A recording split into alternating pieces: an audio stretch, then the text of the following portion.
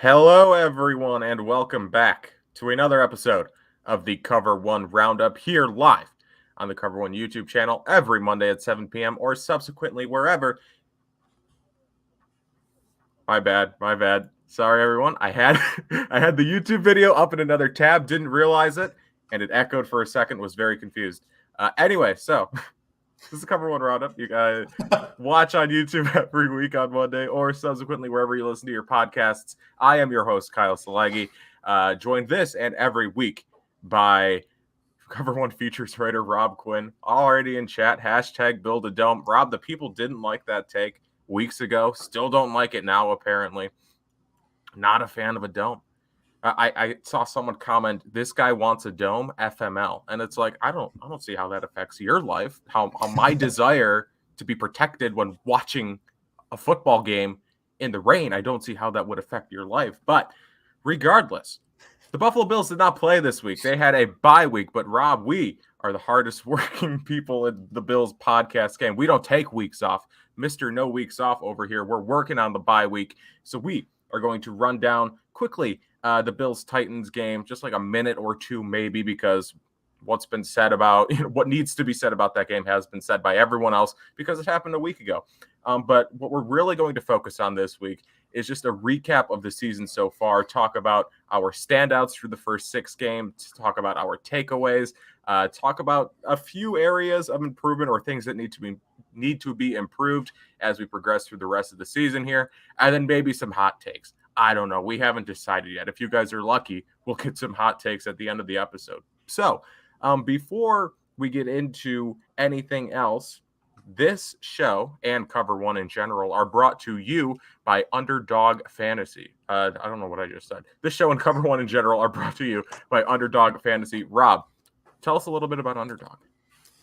So Underdog Fantasy is an awesome fantasy sports app. You could play player props, daily fantasy, best ball drafts. There's mid-season best ball drafts if you missed out during the offseason. You can join in on the action using the promo code COVER1 that will get you a free $25 with a deposit of $25. I was absolutely slaughtered this week thanks to the under on Jared Goff in every single one of my parlays in some variation. So next week, we're looking strong, and you can join in on the action too. Again, that's promo code COVER1. Get some free money. Promo code COVER1 for free money. Nothing in the world is better. Lone Wolf comments, how in the world did the Chiefs not score a touchdown against the Tennessee defense? Well, speaking of not scoring enough touchdowns against the Tennessee defense, the Buffalo Bills lost last week to the Tennessee Titans 34-31. We did a preview show before Monday Night Football last week, Rob, and I don't want to say we underestimated the Titans because I don't think any of our analyses or any of our analysis was wrong per se, because we said like, hey, Derrick Henry is a good player, which everyone says that, but like we looked at their team, said they're a good team. I just think the Bills are better. Which, if you ask me today, I think the Bills probably still are top to bottom, a more complete team, probably are a better team than the Titans. But on that day, I mean, the Bills defense just kind of, I don't want to say fell apart as the game progressed, but Derrick Henry had a very good game, 20 carries, 143 yards, 3 touchdowns. Of course, one of his carries was for 76 yards. And there were a few holding penalties that weren't called on that play. But I hate when people say, if you take away his best play, he didn't have a good game. Well, it's like, yeah, you can say that about anything ever. Like, if you take away the best part of it, it's not that good. But yes, Derrick Henry had a good game.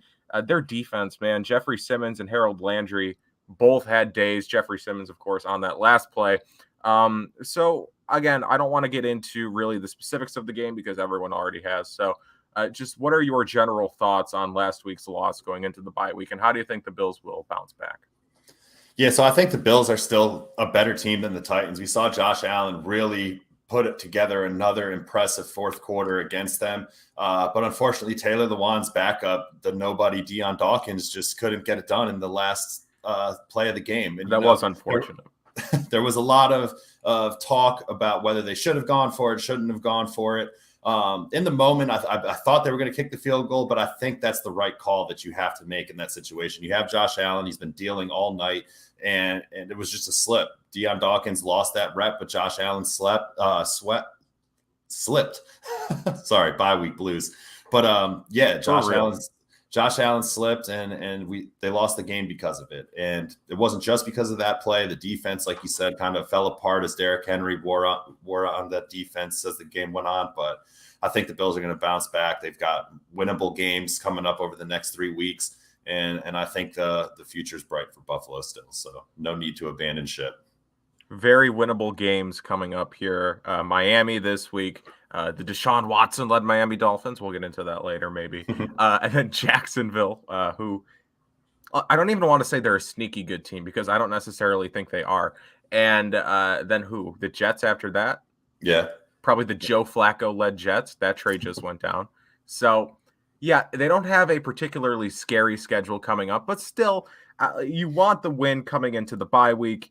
And to lose in those circumstances, of course, it's a bit disheartening. But, I mean, what are you going to do? Again, like you said, Rob, I think they made the right decision there on 4th and 1. David wrote a game recap for cover1.net. Check it out if you guys want to, where he wrote it was unequivocally the right decision, which I would tend to agree. In those situations, when you have a player of Josh Allen's caliber in general, especially when he's 6'5" and 240 pounds and he needs 1 yard and he's already very good at quarterback sneaks. That's kind of one of his bread and butter plays. He does them quite often. I don't think that's an egregious decision to make. I think that's a risk that you take, a calculated risk that more times than not, probably 8 or 9 times out of 10 is going to pay off. Josh Allen's going to pick up that yard. Unfortunately, this was one of those times that they didn't pick up the yard and it ends up with them losing, but wasn't a bad decision to make. And again, it's not a bad loss. The Titans are a good team, especially what we saw yesterday. Just slaughtered the Chiefs. I mean, people are saying the Chiefs should take Spencer Rattler now. I don't know who's saying that, but I've heard some people say that. I mean, people are upset about this, but the Titans are a good team. That's not a bad loss. When we look back on this Bills season and we see loss, the Titans loss isn't going to be their worst loss of the season. It already isn't their worst loss of the season. I'm stumbling over my words. What are you going to do? So yes, not a bad loss. And like you said, they have 3 games to bounce back now. If they lose one of those, it'll be a worse loss than the Tennessee loss, but I don't think they're going to, unless Laviska Shenault has a 300-yard game in 2 weeks, which he is very capable of doing. I am going to start hammering Laviska Shenault now. Get on Underdog Fantasy next week and say Laviska Shenault 300 yards. Do we have any fun comments here? Go Bills. I agree. All right. So I think that wraps up Tennessee Titans talk. Of course, the Bills unfortunately lose going into the bye week, so they have a week to kind of rejuvenate, to recap what's gone on thus far, which is exactly what we are also going to do right now. As I said at the top of the show, we are going to first look at our standouts from the first 6 weeks of the season. We each have 2 standouts, I believe, and then we have takeaways. I think we each have 1 takeaway apiece and then a joint takeaway, and then again, areas for improvement. So, Rob, I'll start with you. Who is your first standout from this first part of the Bills' 2021 season? So I'm going to go with someone that probably isn't loading the stat sheet, but I'm going to go with Star Lotulelei. His return has done so much for this defense in terms of not just the run defense that we all knew was going to be improved by his return to the lineup, but his pass rush this season has been impressive and unbelievable, really. And I don't think that we've seen that type of play out of him ever. He's a big guy. He looks like completely slimmer. He's faster. He's quicker. He's blowing up centers. He's blowing up guards. He's knifing into the backfield. He's got 9 tackles, 2 sacks, 2 tackles for loss, 10 pressures, 5 stops against the run. This is all come and play in the nose tackle. So Star Lotulelei's return has really been a godsend for this defense that's already played very well at all levels throughout these first 6 games. And Star Lotulelei's return has been a big, big part of that. So I'd have to say that Lotulelei is my biggest standout from the Bills' first half of the season. He's been very good. Not going to say electric because I set the over-under at 5.5 for that. So that one doesn't count, people who placed your bets. That saying of the word does not count. But yeah, Star Lotulelei, again, just a guy who nobody really knew what to expect from him coming back this year, but I don't think anyone expected this. I don't think anyone expected a different player to see pass rush out of him. I saw somebody make the analogy a couple weeks ago. I forget who it was, and I apologize for that, but it was like getting star rush out of Star Lotulelei is when it's like when you find a French fry in your onion rings. Like, it's a nice treat to have alongside. Like, you didn't expect it, but it's cool that it's there. And that's a very accurate analogy. I think that pretty much wraps it up, right? The numbers speak for themselves with Star Lotulelei. 10 total pressures, 5th amongst all defensive linemen, or 5th on the team. Sorry, probably that's just all defensive linemen, but 5th most on the team with 10 total pressures. And that's the most of any defensive tackle, including Ed Oliver. So, like, do you think that...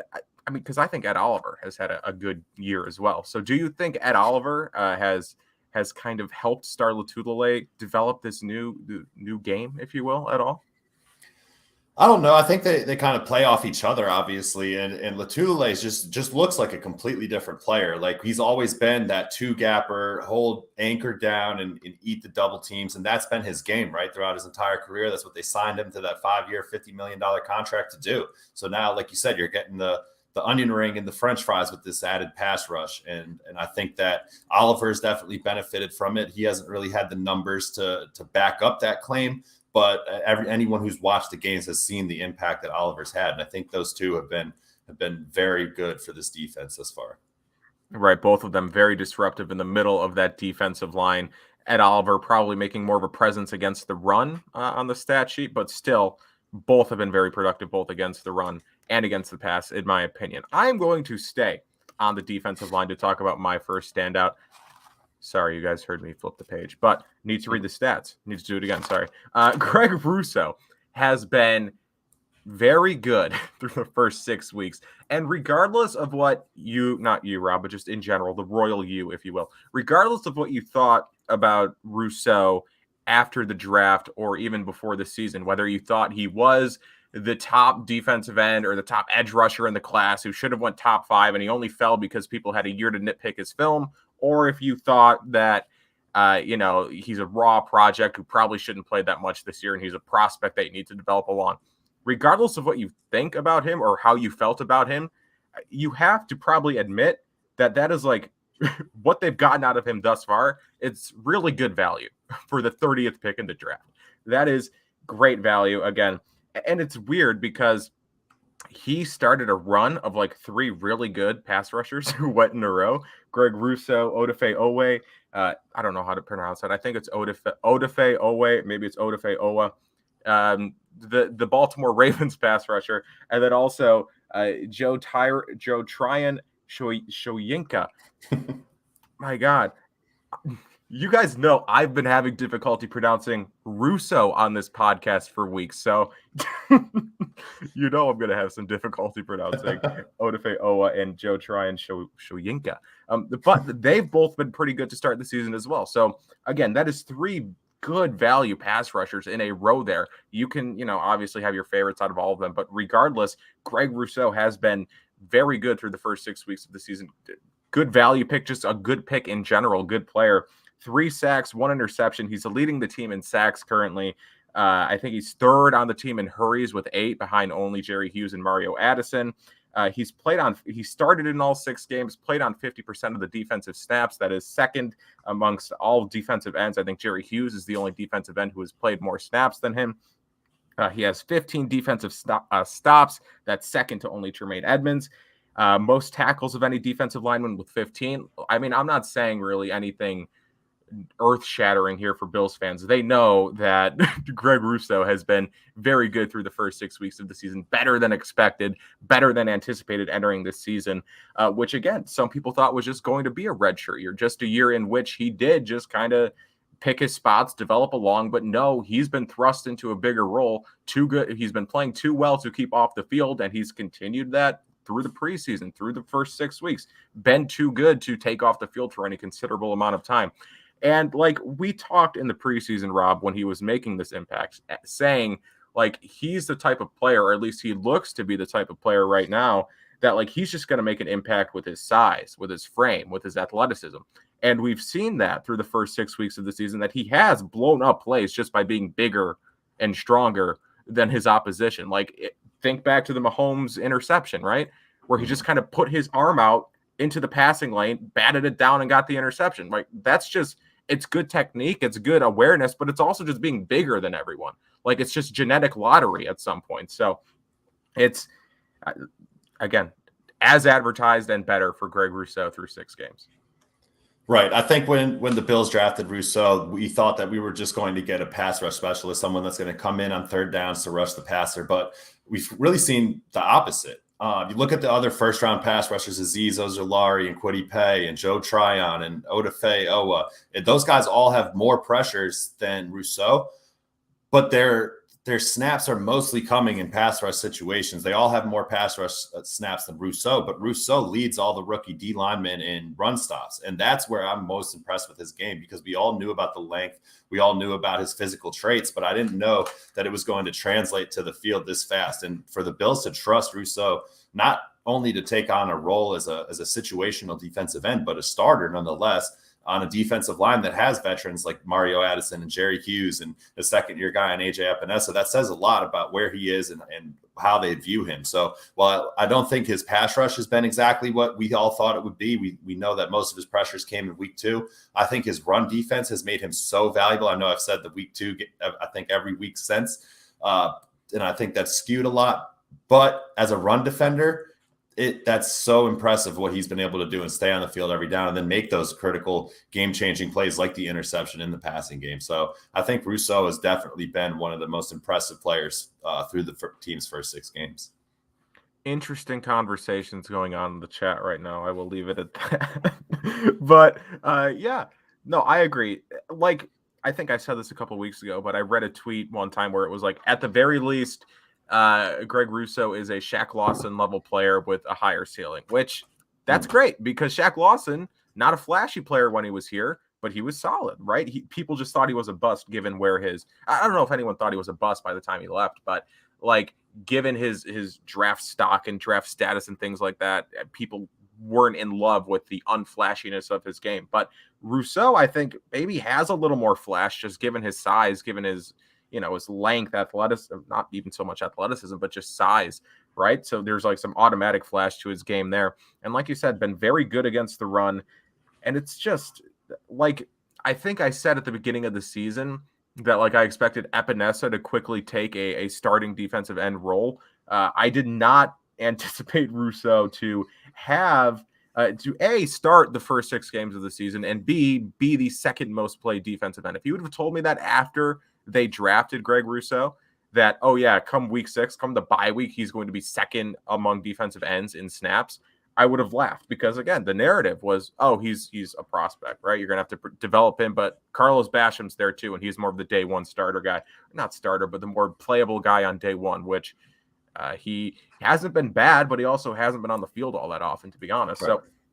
So yes, very pleased with what we've seen from Greg Rousseau through the first 6 weeks of the season. So Rob, going back over to you, who was your second standout?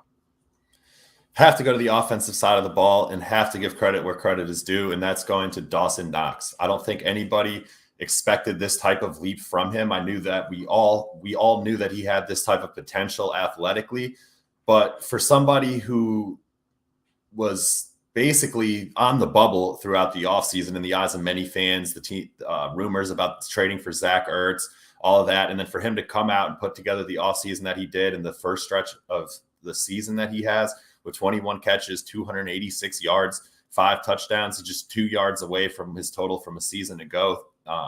I think that what Dawson Knox has done this season is just incredible. He's dropped 1 pass, which I don't even know if you can really fault him for it. It was a pass thrown behind him, I believe, in the Houston game. But Dawson Knox's emergence in this offense has done wonders. It's another weapon for Josh Allen. He can stretch the field. He commands coverage now because he is a weapon. He's a player that needs to be accounted for on every snap, just like Stephon Diggs, just like Emmanuel Sanders. And he's really a matchup nightmare with the size and speed and athleticism that he brings. And then in addition to what he does as a receiver, just what he does as a blocker. You see him move around. He lines up in the backfield, attached to the line of scrimmage. He really does it all, and he did suffer a broken bone in his hand, but now the reports are saying he can only miss probably 3 weeks. So the Bills are in good shape there, and look for Knox to continue his dominance. Is it Tommy Sweeney time? Might be. I don't understand. This is the only thing that worried me about keeping 2 tight ends is a situation like this where one of them would go down and then you're stuck with a Tommy Sweeney. So I don't know if they're going to call up Quentin Morris or if they're going to try to sign someone for a couple of weeks. But that's another issue in itself, having to learn an offense if you want to really contribute. So I think it's probably Tommy Sweeney time, and they might sign someone as a backup. Tommy Bahama time, baby. They still have, like I said, Quentin Morris on the practice squad. I believe they have Kahale Waring on the practice squad. I would say it was time to make that Zach Ertz trade, but he just got traded. I mean, they could call Arizona and just be like, "Hey, can we do this? Can we have him?" Or Craig. I'm trying to think of every tight end they've ever been linked to. Evan Ingram now, but I think he just got hurt. Mm-hmm. Greg Olsen, what's he up to? Is he doing a pregame for Fox or whatever at this point? Zach Walters writes, Tommy Sweeney is better than you think. Hey, I might think I don't have a strong opinion on Tommy Sweeney either way. I just think the numbers there are the issue. You can't go into a game with 1 tight end. And that's the issue. Maybe they use Reggie Gilliam in that role. Yes, Morris. How about Gilliam? Gilliam would be fun. Yeah. I don't know how often we're going to see him, lining up. Stretching the field, but I think Sweeney you can count on to be that receiver, and Gilliam they'll probably move around and utilize him a bit more in these next couple of weeks. OJ Howard, Trey says, I love OJ Howard, but I don't see them making a deal for anybody or giving up draft assets for a player right now. I love OJ Howard because he was the first tight end. Well, now that I've been covering football relatively, that's being too generous for me. Now that I've been covering football for the last 5 years, I realized that every 2 years there's a tight end in the draft who gets this buzzword stock analysis, and that's too fast for linebackers, too big for safeties, right? That's the stock tight end analysis. And Kyle Pitts is the only tight end who recently maybe fits that analysis. But OJ Howard, that was being thrown around for him a couple years ago. I used it because I didn't know still don't know what I'm doing really, but I use that analysis for OJ Howard. Is he too big for safeties and too fast for linebackers? I don't know, because I don't. Has he done much in the NFL? He had a big first year in the season, and then when Bruce Arians got there, he just stopped using him. It's his fault. Yeah. No, I do think we're going to see an increase in role for Reggie Gilliam. I do believe we saw Gabe Davis last week. I might be wrong, but take a few of the up back snaps that Dawson Knox sometimes gets. So that could be fun if we saw Gabe Davis kind of. He's obviously not going to play tight end, and he's not the blocker that Dawson Knox is. The different position, different roles, but kind of some of the on-field stuff that Dawson Knox can do, given his versatility, would be cool to see if they do give any of that to Gabe Davis. Which I'll talk about Dawson Knox, Gabe Davis, and just the offensive depth in general a little later on. But first, I'll focus on Dawson Knox. As you said, 286 receiving yards. That's 8th in receiving yards amongst all tight ends. Five touchdowns is still first among all tight ends. He has an average reception of 13.6 yards, and that's 5th amongst tight ends with at least 10 receptions.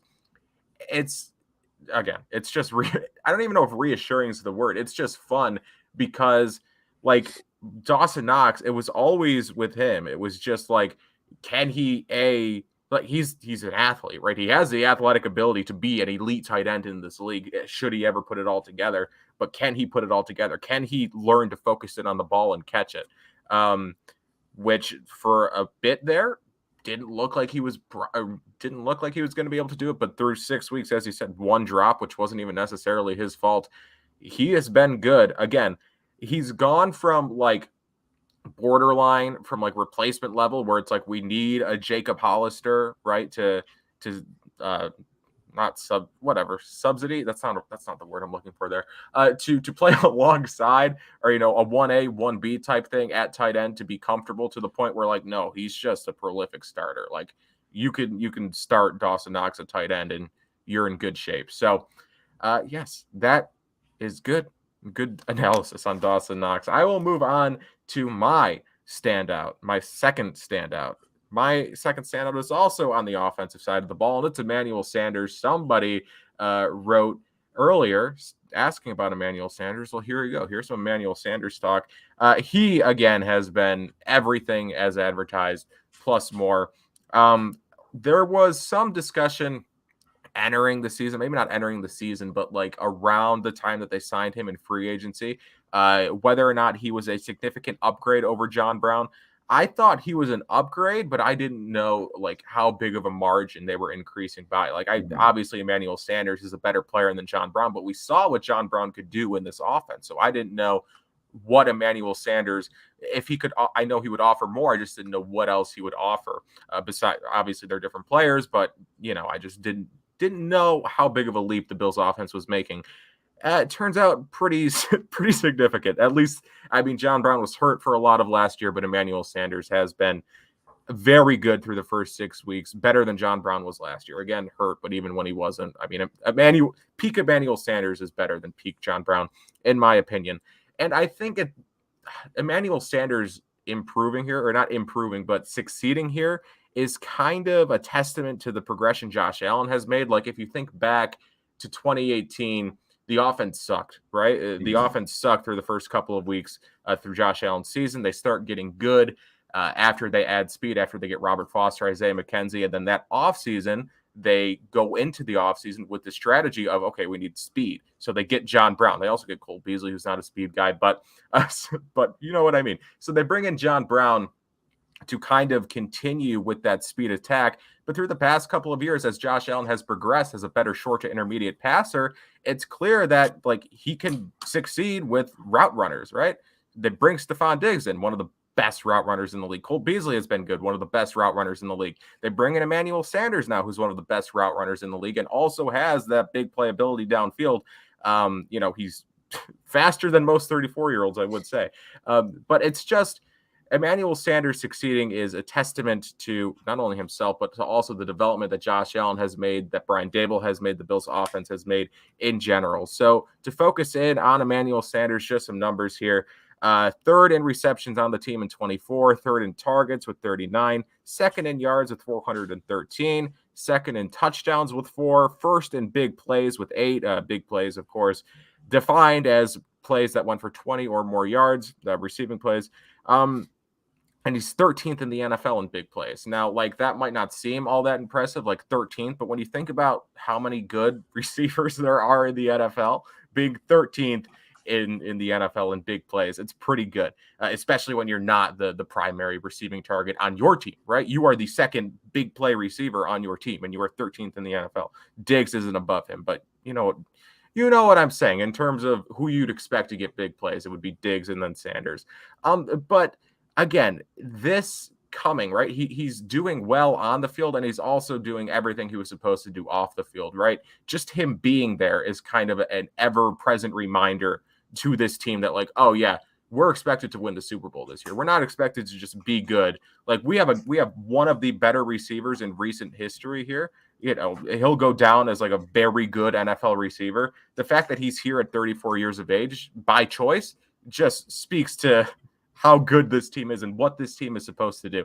And of course, as someone wrote in the chat, consummate pro, he is just embraced the fans, embraced the community, won the person of the week or whatever a couple weeks back because he was helping out in the community. I don't have anything bad to say about Emmanuel Sanders. He has been as good as anyone could have hoped he could have been, or he would have been, and then some. Yeah, definitely. Sanders, I think when he was brought in, a lot of people thought that he was going to be another situational type of player that's going to get on the field a little bit and make some plays, but not really be a featured piece on offense. And that's just what he's been. You know, those big plays have been huge. Like he's not Stephon Diggs. No one was expecting him to have this type of impact, and he has. And I think when he was brought in, we thought that, he was going to be awesome for the locker room, and he was going to be a role player that contributes to a Super Bowl win, not really be a driving force that gets them to the Super Bowl. And that's what he's looked like so far this season, is just somebody that can be relied upon every play. He's the second option in the offense right now. And I think what he's done has been really impressive. I will agree. I just think he's maybe my favorite player on the Bills right now, just given everything. Ever since he came out and said, he didn't come out and say, I don't want to be here next year, but he essentially was like, hey, I have nothing else to prove. I'm just here to win a Super Bowl, and then I'm going to give the peace sign, and I'm going to be on a beach next year, which is hilarious, right? That's what I want to do when I'm 34 years old. I'm not going to be in that position, but I want to be in the position where I'm just like, hey, I'm not going to be here. Magic Johnson. But so yes, Emmanuel Sanders has been electric. There we go. There's number one. So obviously a lot of players have stood out, right? We could both talk about Josh Allen. We will here in a second. But yes, there are a lot of players we could talk about that stood out, but these were the four that through the first 6 weeks probably have stood out the most. So transitioning here into takeaways, we each have our own individual takeaway, but first we're going to kick it off with Josh Allen, right? The early reports of Josh Allen's demise were greatly exaggerated. Either of us could have taken this as a takeaway, but we'll just do a little joint. We're not going to do a joint. We're going to do a joint talking session here where we discuss how good Josh Allen has been. Wasn't good for the first 2 weeks, right? And we made that clear that people weren't happy with us. Sorry, something caught my eye. Puka writes a chat. Is that a Portland sweater? I'm out of here. I just love the idea of someone going onto a video and being like, that guy's gone to Maine? I'm out. I've had enough. I don't know why that's so funny to me. But yeah, Josh Allen was not good first 2 weeks of the season. We shared that opinion on this podcast. People weren't happy with us. But since week 3, dude has been money. Dude has been on point. Probably one of the better quarterbacks in the league thus far in the season. Has 1,700 yards, 15 touchdowns through the air, 2 rushing touchdowns. Early on, he was just struggling, right, with like routine throws that he's typically made. At times looked like 2018 or 2019 Josh. But since then, he has been very good against Washington, very good against Houston. It was even good against Tennessee, right? Drew Brees said, he was a good pair of shoes away from having another win. So what do you have to say about Josh Allen, if anything? Yeah, after the first 2 weeks, I know we were all pretty concerned and thought that he was getting rattled too much. But in the week since, he's really put the team on his back, put the offense on his back, as he did in the Kansas City game. He started to in the Tennessee game, but just wasn't able to finish. But this is the Josh Allen we knew from last year. And I think that with the bye week comes at a perfect time. You can kind of regroup and fix some of the issues like the red zone, which we're going to talk about in a little bit, and really get this thing rolling, because the Bills, they're 4-2 at the bye. I don't think anybody thought they'd have 2 losses at this point, but the way they played in these since the opening week or 2 of the season has been much better. And I think that's all due to Josh Allen's improvement. Yeah, I just think it's funny that there's still some sentiment where it's like, okay, yeah, but he started the season bad, right? He had 4 good games. Let's see if he can continue this through the season. And it's like, well, he only had 2 bad games. So where these numbers aren't adding up. Like, are you officially over the regression fear? Like, can we? I think I am, right? I think I'm ready to put that in the past. Yeah, I don't think you can really even look at that anymore. And you could talk about the defenses that he's faced that haven't been that great. But at the end of the day, everyone has to play these teams. And Josh Allen is just making it look easy. And not only just easy, but just ridiculous, some of the things that he's doing on the field. And if you want to say that this is regression, then I don't know what to tell you or what kind of game you're watching. Yeah, we're not watching the same football games. So yeah. I will focus in on my... No, that's not the thing. Yes, I want to talk about the cast of offensive weapons that Josh Allen is working with, because they have been even better than expected through the first 6 weeks. And so this was something that a lot of people, I think, anticipated, right? I think people going into the season were like, hey, they have a really good cast of weapons, probably one of the better cast of weapons in the league. And they've been probably even better than anyone could have expected them to be. Stephon Diggs, people aren't happy, or I don't want to say that. There are people who like would like to see more production, but I mean, given how the rest of the team has done, like that's the thing is you could look at like Stephon Diggs, Cole Beasley, and Gabriel Davis and be like, oh, they're not producing as much as I anticipated them to. But also the offense is still near the top in every statistical category. Like, it's not really the run game, but that's a different story for a different time. Like, the Bills' offense is still near the top of the league in every category. It's still maybe one of the best units in the league, maybe like a top 3 offensive unit, despite the fact that people want to get the ball to Diggs more, get the ball to Beasley more, get the ball to Davis more. It's just an embarrassment of riches is what it is, with Stephon Diggs, still an elite receiver. Emmanuel Sanders just went on a whole little rant about Emmanuel Sanders, not rant, but Cole Beasley, when he's involved in the game plan, has been very good, as evidenced in the Tennessee game. Dawson Knox, just talking about Dawson Knox, has been very good. Singletary and Moss have flashed. I don't think they're like I still don't think they're like a great duo by any means, but with Allen, right, when you consider Allen in that rushing attack, it's a strong rushing attack. And then again, this is all without this offensive explosion, this good or this evidence, right, of this cast of offensive weapons being elite is all without Isaiah McKenzie or Gabe Davis having really any roles to speak of at all. Isaiah McKenzie only has 5 touches on offense. Gabe Davis only has 10 targets, 6 receptions. People are saying in the comments that Gabe Davis actually isn't good, which is an interesting, again, as I said earlier, interesting discussions going on in the comments. But yeah, but even regardless of how you feel about Gabe Davis as a player, he produced last year, right? Objectively, he had a good rookie season, and he's not really part of the game plan this year, but it's not a huge deal.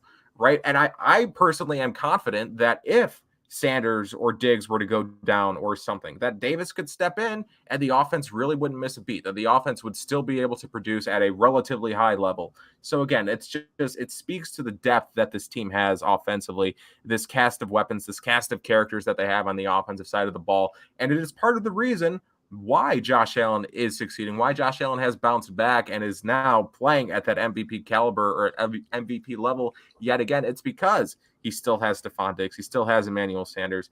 So I guess, yeah, just my one takeaway, besides Josh Allen hasn't regressed and is still very good, is that the offense, the offensive depth, the offensive weapons is one of the best units in the league, and it's even better than we thought it was going to be. Yeah, I mean, last year I think we got spoiled with Stephon Diggs and Josh Allen's connection, and it was just bomb to Diggs, bomb to Diggs, bomb to Diggs, and he was having these monster games all season. But this year, you really see Josh Allen distributing the ball to multiple playmakers, and every week someone's having a huge game. That first week it was a little sketchy, but then you have Devin Singletary with that big run to start the Dolphins game, and then you have the Dawson Knox monster game against the Chiefs, and Diggs is still getting his 9-10 targets and making plays, and Sanders is making plays. It's just every week it's a different player, and it's just an embarrassment of riches, like you said, and they don't need to rely on Stephon Diggs having a 10-catch, 140-yard, 2-touchdown game every week, because he's still getting his touches while other players are making the most of their situations as well. So I couldn't be happier with the Bills offense this season. I think they definitely have some things to work out, which I'm sure they have gotten to work on over the bye week. But I think that when you look at the 6 games that they played and who they've played and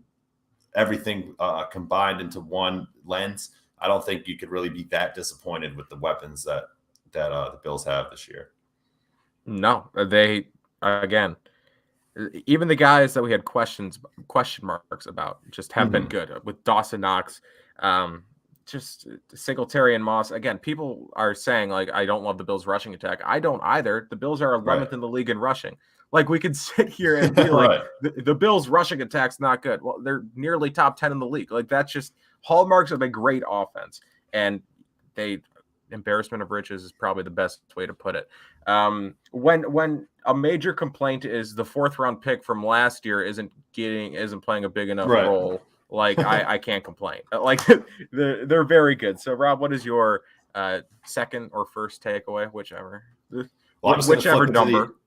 I'm just going to flip it to the other side of the ball. The defense has played way better than I expected. I think that we all thought that this defense was going to take a step forward with Star Latuli's return, but we said this a while back that it was just something we were like, oh, Star's back. The run defense is going to be better. But I think as a whole, as a unit, the defense has really come together, and you could see that they're playing off each other. The secondary is communicating well, playing in pretty much their fifth season together.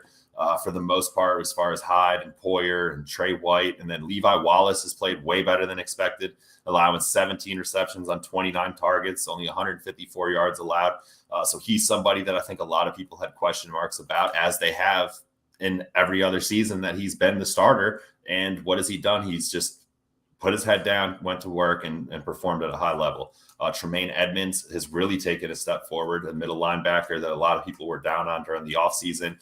Didn't think that he was the guy, but then you watch him on film. I mean, Eric has posted an awesome breakdown on him and just showing the range, the physicality, the talent level that this kid has at just 23 years old in his fourth season.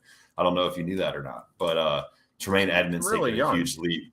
Ed Oliver playing well, Greg Russo, the list goes on. I don't think there's one player on this defense that you can point at and say this is a weak link. I mean, obviously Levi Wallace is going to get that label just because he's Levi Wallace on such a talented defense, but there's nobody that has been an issue throughout the season like there has in other seasons where we've pointed at him and said this guy needs to be replaced right now, and he's the reason this defense is struggling. I mean, this defense is second in points allowed. They're first in yards per play allowed. 16 takeaways is the most in the league, I believe. They've only allowed 5 passing touchdowns, which is first. They've broken up 33 passes. Just the stats for this defense are unbelievable. And even with the monster Derrick Henry game, their 538 rushing yards allowed are still fourth in the league.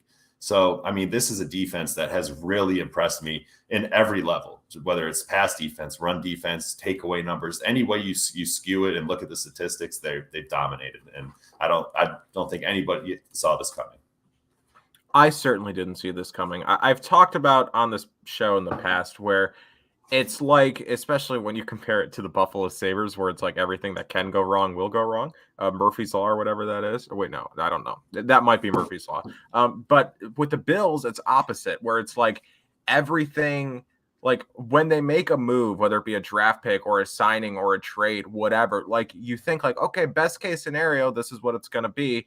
And more often than not, that's how it plays out. For some reason, that's just how it's worked under Bean and McDermott. It's like, outside of Kelvin Benjamin and Vontae Davis, right?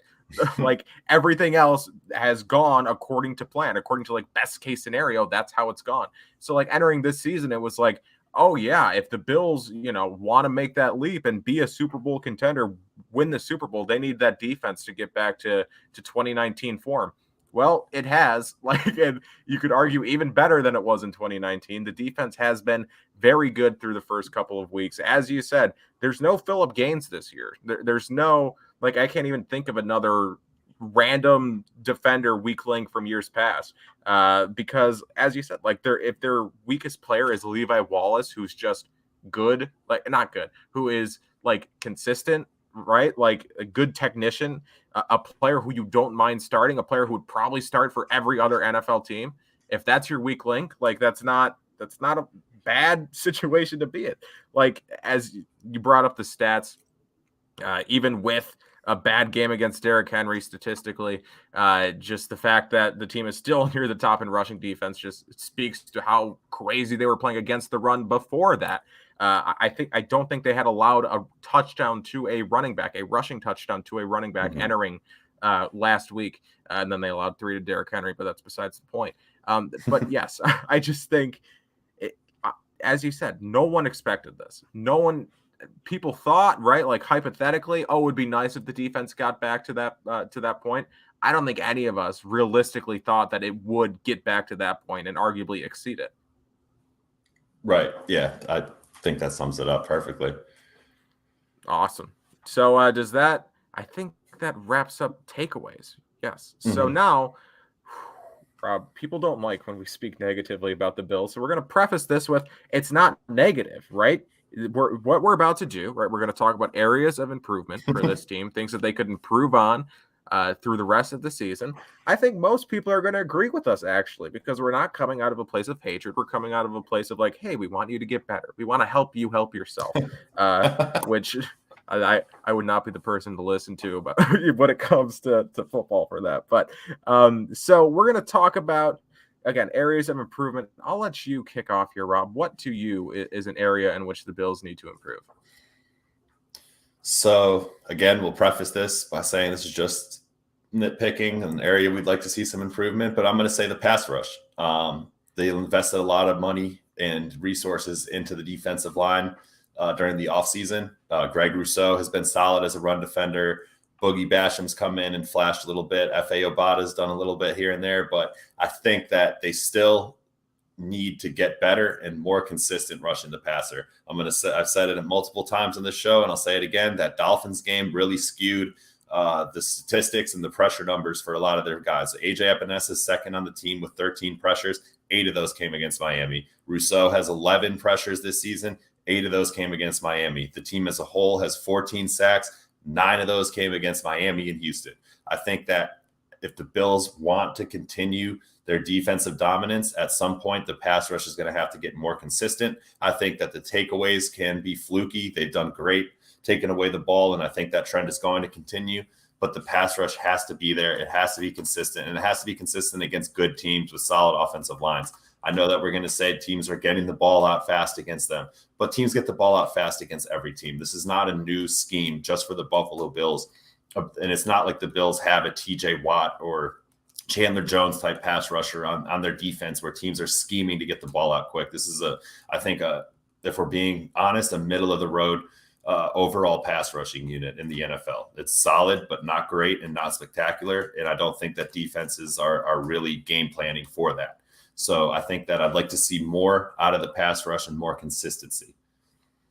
Yeah, I was a bit disappointed with the pass rush last week, especially when we talked on the preview show about how Ryan Tannehill had been sacked like 20 times for the first 4 games or whatever, 5 games.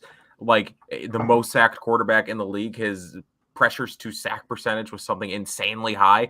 Like you would expect, the defensive line, the unit that they did invest so heavily into, or just the pass rush in general, the unit that they did invest heavily into in the offseason, you'd expect them to not necessarily feast, but produce against that in a situation like that. Did they get a sack? No, I don't think they did. I don't think they did. I remember them getting like close maybe a few times, but they didn't really take advantage, at least not to the extent in which I expected them to take advantage of the fact that Ryan Tannehill was getting sacked a lot and the offensive line was struggling in pass protection. They really didn't take advantage of that all that much, surprisingly. So I do agree that like the stats at this point are inflated. But again, when the sample size is 6, right? And like you brought up that a lot of the pressures were in the Houston and Miami games. And it's like, well, yeah, but that's 2 out of 6 games. Like that's, I understand that's going to, like the fact that they performed well is going to take up the majority of the sample size, but also they've performed very well in 2 out of the 6 games, and not necessarily poorly. And really, I can't think of a game maybe besides the Tennessee one, or maybe the Pittsburgh. You know what? Maybe I am disappointed with the pass rush. Like I don't really remember the Pittsburgh game all that well, but yeah, the Tennessee game they really didn't show up, and maybe the Pittsburgh game they didn't show up all that much either. But I could be wrong about that. But yes, I agree. People are saying in the chat that they don't have an alpha pass rusher. They don't, as you said, Rob. They don't have a Chandler Jones. They don't have a TJ Watt, and maybe that is the next step to fix the pass rush. I don't think it's going to, again, not necessarily to fix the pass rush, and I don't think it's going to happen this season. I don't see them spending assets and bringing in an elite player at the trade deadline or anything like that. But like you look at kind of, you can compare it a bit to the Diggs situation where it's like you look at their receiving core, then they had a few good, solid to good players that just didn't have this star, right? So they bring in Diggs and it goes from a good unit to a great unit. Like, and you look at their defensive line now, Hughes, Addison, who probably isn't going to be here next year, but let's talk about guys who will. Hughes, I think it probably will. I don't think he's going to retire, and I don't think he's leaving Buffalo. So Hughes, Epinesa, Rousseau, all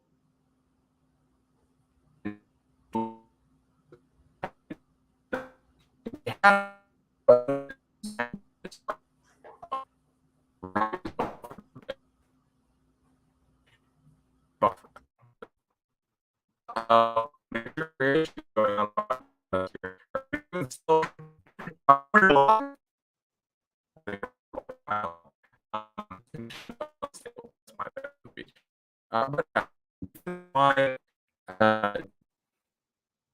this is chaotic. It's a similar situation to the wide receiver situation in which they just needed a guy to put them over the edge. Maybe that is an area in which they address this offseason. Bring in Rob's trying to rejoin. I'm sorry, guys. Technical difficulties.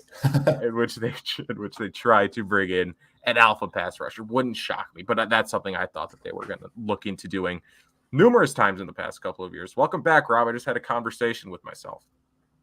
I think I heard most of it until you started going into some wacky noises over there, and I don't know how I got disconnected, but we're back.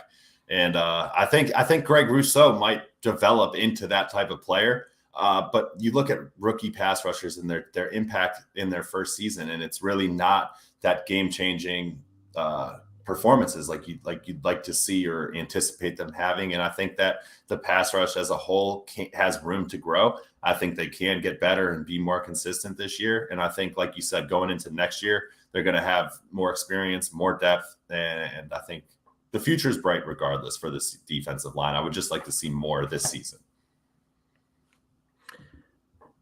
Am I here? Yes. Okay. I'm trying to catch up on what just happened because nothing changed for me. You were just coming in and out. So what happened? You were sounding crazy, and then all of a sudden mine disconnected. So I don't know. Uh-oh. Well, that'll be interesting to watch back. So I don't trust my Wi-Fi. So what we're gonna do is not power. No, we are gonna power through areas for improvement here. My area for improvement. I agree. Yes, pass rush could use some area for improvement, and maybe Greg Russo does develop into that guy. But this year I'd like to see some increased production. So red zone offense. This is what. Again, if my voice starts freaking out again, please, people let me know. But yes, red zone offense. I think this is what everyone expected us to talk about. It has been one of the bugaboos, if you will, on an offense that otherwise has been very good. Has not been efficient, despite the offense being one of the best in the league. 2 for 5 versus Tennessee. And that's really what came back to bite them, right? Is them settling for 3 as opposed to getting touchdowns, and then come the end of the game, you're in a situation that you probably shouldn't be in. And I found these stats on Flurry Sports, which is a website that I didn't know existed till about 6 hours ago. So shout out Flurry Sports. Entering week 7, the Bills had the second most red zone trips in the NFL with 29, or had the most, sorry, that's actually the most red zone trips in the NFL with 29, and they had scored points on 96.6% of their red zone trips, which is pretty good. Right, scoring on 90 or 97% of your trips to the red zone, that's pretty good. They scored touchdowns on only 55% of the trips. So that's like nearly half the time they get to the red zone, they're settling for 3 instead of 6. That's not a good formula, and it really didn't come back to bite them until the Tennessee game. And like you look again, scored touchdowns on 55% of their red zone trips. That's the 7th worst percentage in the NFL. And just it's strange, right? When the offense is as good as it is, and you have a player as dynamic as Josh Allen, who doesn't turn the ball over in the red zone notoriously, the fact that the offense this year is struggling when they get close to the end zone is strange. And Eric just posted an incredible 20-minute video, I think yesterday, about the red zone struggles. And I would suggest that you guys go and watch that. I know he did a better job explaining this than I'm about to, but he talked about the play calling in the red zone and how roughly 25% of the plays that the Bills have called in the red zone this year have been RPOs, which he said they've been effective near the goal line, right? When you get into the deep red zone, they've been effective, but otherwise, when you're calling them not up against the goal line, maybe 20 yards out, when you're calling RPOs, defenses are playing in a way where they're making Josh Allen hand the ball off, right? They're being soft on the edges, making Josh Allen hand the ball up the middle and taking the ball out of Josh Allen's hands. right? They've run the ball 43 times and they passed the ball 50 times in the red zone. Maybe that should be, a bigger a bigger margin toward pass. Maybe Josh Allen should be using his arm more in the red zone. I don't know. So, Rob, to you, what is the cause of these red zone struggles, and how do you think they fix them? Yeah, I think it just comes down to execution. And like Eric pointed out, the RPOs, I mean, they have to figure something out. I mean, Dable is a smart guy. We all know that. And he'll definitely go back and watch these 6 games and figure out an answer for it. But I think that you need to overcome these issues in the NFL if you want to be that Super Bowl champion team. You can't just run these same style of plays that defenses are catching on to and succeed, because it just seems like when the field gets shorter, the options get more limited for Josh Allen, and you want to see him pass the ball in these situations. He has elite separators who can get open in the end zone. I mean, years ago, we thought it was the big size guys that really made the impact in the red zone, but you look at it's the shifty guys that get open and can run those angle routes or crossers and really beat the man coverage that a lot of teams run down there. And I think that the Bills will find an answer for it. It's been frustrating because you look at the stats right now, and the Bills, I think, have the 6th or 7th most red zone touchdowns in the NFL right now, with the teams ahead of them playing in that extra game. So it's frustrating that the numbers and the efficiency isn't there, but I think it's something that they'll get sorted out. This offense is just too good. The coaches are too smart to really not have a plan to resolve the issue. I agree, right? And that's why, like, at the start here, like, I tried to make it clear that, like, it's weird that they're not scoring touchdowns when they get down there, because I believe they were effective in the red zone last year, right? They were, like, very effective in the red zone. I think so. So the fact that this year, despite the offense being up to snuff, or playing at the level, at least the last 4 games, that it was through the majority of last season, the fact that the red zone production hasn't been there, it's more of like an anomaly, right? At least in my opinion. Like, it's just weird that it hasn't caught up. But again, I think it will. I don't think this is something we have to be overly concerned about. I do think that this is something that will bounce back as, they get more reps in the red zone, even though they've had a lot.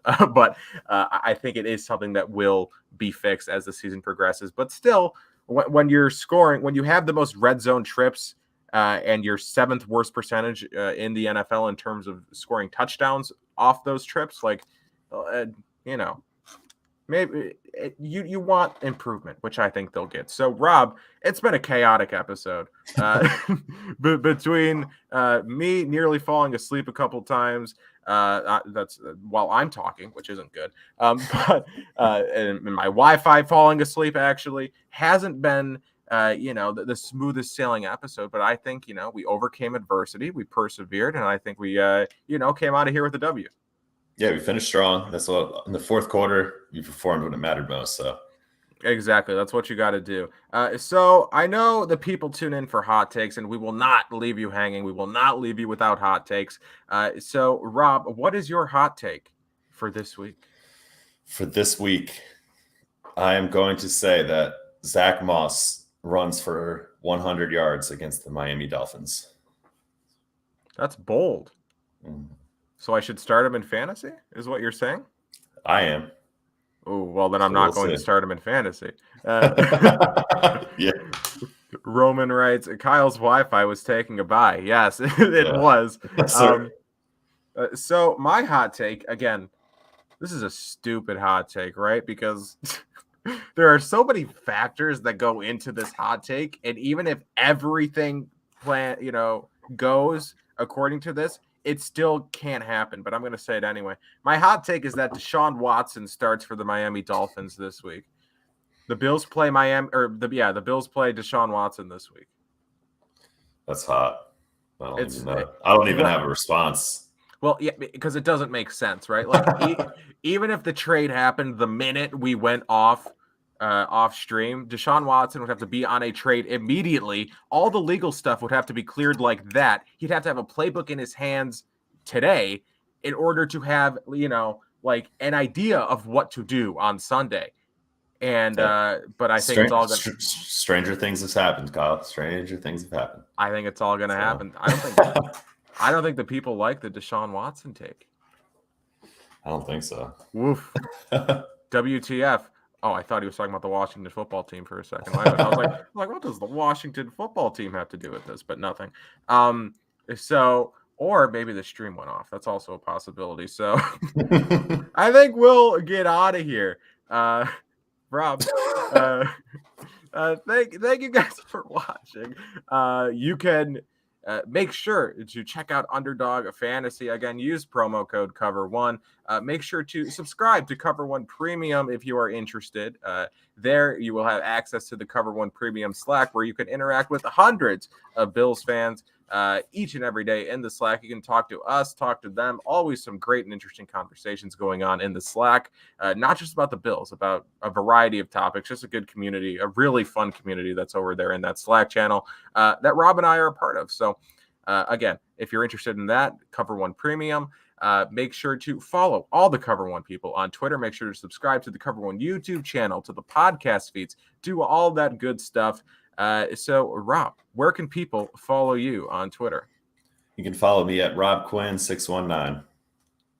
Here we go. Hot Lone Wolf writes, hot take, Kyle will never have a real hot take.